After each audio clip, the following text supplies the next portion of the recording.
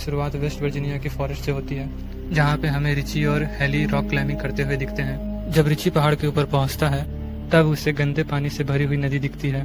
Richie अपनी जीत की खुशी मनाते हुए हेली को ऊपर आने का इशारा करता है। तभी हम हेली को देखते हैं। ऊपर चढ़ते ही उसका पैर फिसल जाता है और वह हवा में लटक जाती है और खुद को संभालते हुए एक बार फिर से चढ़ने की कोशिश करती है, जहाँ इस बार रिची को मदद के लिए पुकारती है। रिची को वह सामने ना देख के परेशान हो जाती है।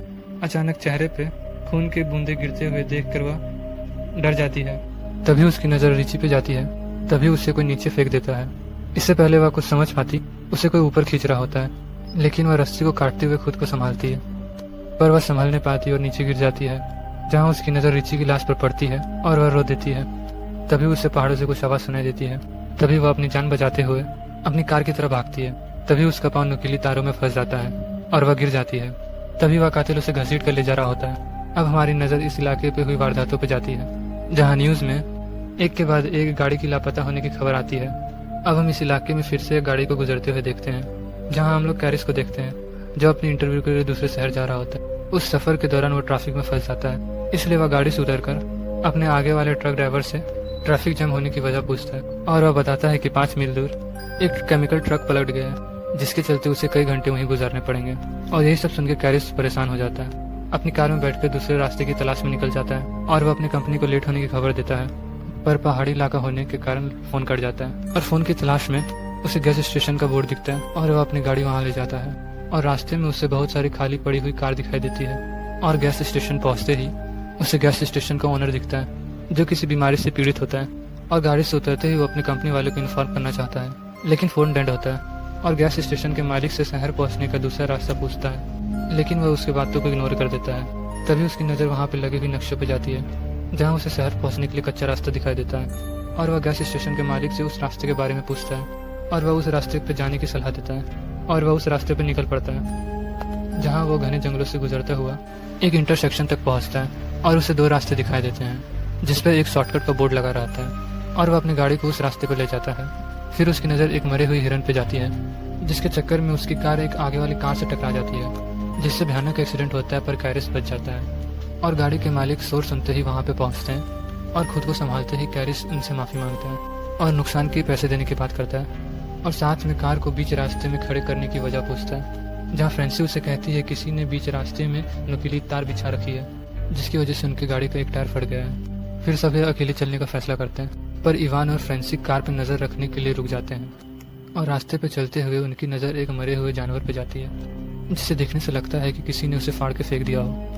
थोड़ी दूर जाते हुए उन्हें गाड़ियों के टायर जलते हुए दिखते हैं, जिसे देखते ही उन्हें अजीब सा लगता है, पर कैरिस उन्हें आगे बढ़ने को कहता है। फिर हमें इवान और फ्रेंसी को दिखाया जाता है, जिन्हें पास की झाड़ियों से कुछ हलचल महसूस होती है। इवान उस जगह को देखने जाता है। फ्रेंसी इवान को वहां ना पाकर बहुत परेशान हो जाती है और उसे ढूंढने के लिए निकल पड़ती है और चलते चलते उसे इवान की एक जूते पर नजर पड़ती है। फिर उसे इवान का कटा हुआ कान दिखाई देता है। तभी उसे देखकर वह रोने लग जाती है। तभी कोई पीछे से हमला करते हुए उसे मार देता है।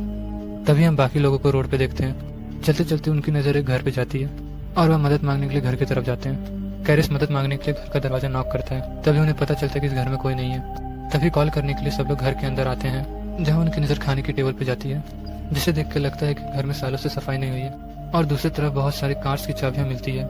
कैरिस जैसे ही फ्रिज को खोलता है और उसे बहुत सारे इंसान के पार्ट्स दिखते हैं और जैसे कि उस कमरे में कांटे वाले तार दिखाई देते हैं और ये सब देख कर वो चारों वहाँ से भागने लगते हैं। तभी वो लोग रुक जाते हैं और उन्हें एक गाड़ी आती हुई दिखाई देती है और चारों घर के दूसरे दरवाजे की तरफ भागते हैं। दरवाजा बंद होने के कारण सब लोग छुप जाते हैं।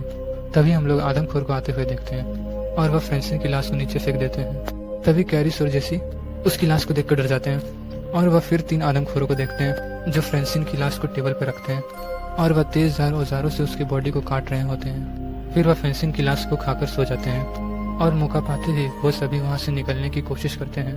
तभी उनमें से एक की आँख खुल जाती है और उन्हें जाते हुए देख लेते हैं और फिर वह आदमखोर उनके पीछे भागने लगते हैं। तभी कैरिस उनकी गाड़ी चुराने का प्लान बनाता है और कैरिस चिल्लाते हुए भागने लगता है और आदमखोर का ध्यान भटकाते हुए उसे गोली लग जाती है। ये देख के सब लोग हैरान हो जाते हैं और आदमखोर स्क्वाड को जंगल में भागते हुए देखते हैं। तभी उसकी छाती से तीर आर पार हो जाता है और बाकी सब अपनी जान बचाते हुए उस ट्रक से भाग जाते हैं। कुछ दूर जाते ही उनका ट्रक कीचड़ में फंस जाता है। ट्रक छोड़ के वो लोग जंगल की तरफ भागने लगते हैं और थकते ही वो लोग एक जगह पर रुक जाते हैं और कार्ली की नजर एक वाच टावर पे जाती है, जिसे देखते ही वे लोग वाच टावर पर चढ़ जाते हैं पर वह टावर पे कोई नहीं होता है और जेसी को एक फर्स्ट एड बॉक्स मिलता है जिससे वह कैरिस की मरहम पट्टी करती है। और कार्ली को एक पुराना रेडियो मिलता है जिसकी मदद से वे लोग हेल्प मांगते हैं, पर दूसरी तरफ से कोई जवाब नहीं आता है। कैरिस को नीचे से कुछ आवाज़ें सुनाई देती है और उसे नीचे से जाते हुए 3 आदमखोर दिखाई देते हैं। फिर वह तीनों टावर पर चढ़ने की कोशिश करते हैं और कैरिस उनको आता देखकर टावर के एंट्री गेट पर भारी सा बॉक्स रख देता है। फिर वो लोग वहाँ से चल जाते हैं और कार्ली रेडियो पर अपनी लोकेशन बताती है। तभी वह आदमखोर रेडियो की तार को घींच देते हैं जिसकी वजह से रेडियो टूट जाता है और वह आदमखोर टावर को आग लगा देते हैं। तभी कार्लिन वाच टावर के विंडो को तोड़ देती है और सभी लोग अपनी जान बचाने के लिए वाच टावर से कूद जाते हैं। तभी आदमखोर उन्हें देखकर पेड़ पर चढ़ जाते हैं। उन्हें आता देखकर वे लोग एक पेड़ से दूसरे पेड़ पर जाने लगते हैं और एक आदमखोर कार्ली के पास पहुंच जाता है और उसे कुल्हाड़ी से मार देता है। आदमखोर से बचते ही वे लोग दूर चले जाते हैं और अगले दिन उन्हें एक गाड़ी आती हुई दिखती है। वह गाड़ी पुलिस की होती है और मदद मांगने के लिए कैरिस पुलिस की गाड़ी के पास चला जाता है। जैसे ही ऑफिसर कार से उतरता है तभी उसकी आंख से तीर आर पार हो जाती है और तभी आदमखोर कैरिस को मारने के लिए आता है, जिसे देखकर कैरिस कार के नीचे छुप जाता है। जैसे ही आदमखोर उसे देखने के लिए नीचे झुकता है तभी वह कैरिस को वहाँ नहीं पाता है। तभी हमें दिखाया जाता है कि आदमखोरों ने जेसी को पकड़ लिया है। जैसे ही आदमखोर जेसी को मारने के लिए जाता है बाहर से उसे कुछ आवाज़ सुनाई देती है। जैसे ही दरवाजे के पास पहुँचता है तभी कैरिस गाड़ी से उसे कुचल देता है। बाहर निकलते ही वो आखिरी बचे हुए आदमखोर को मार देता है। कैरिस जेसी को बचाने के लिए उसे खोलने लगता है। तभी एक आदमखोर उस पर हमला कर देता है। तभी जेसी आदमखोर के सिर पे तीर घुसा देती है और वे लोग घर पे बाहर निकलते हैं और उनकी नज़र पुलिस की गाड़ी पे जाती है और वह गाड़ी के फ्यूल बॉक्स को शूट कर आग लगा देता है, जिसकी वजह से बहुत बड़ा धमाका होता है और घर तहस नहस हो जाता है। और वे लोग वो ट्रक से गैस स्टेशन के पास जाते हैं और ट्रक को आता देखकर स्टेशन का मालिक दरवाज़ा बंद कर देता है और कैरिस ट्रक से उतरकर मैप को निकाल देता है और वे लोग वहाँ से निकल जाते हैं।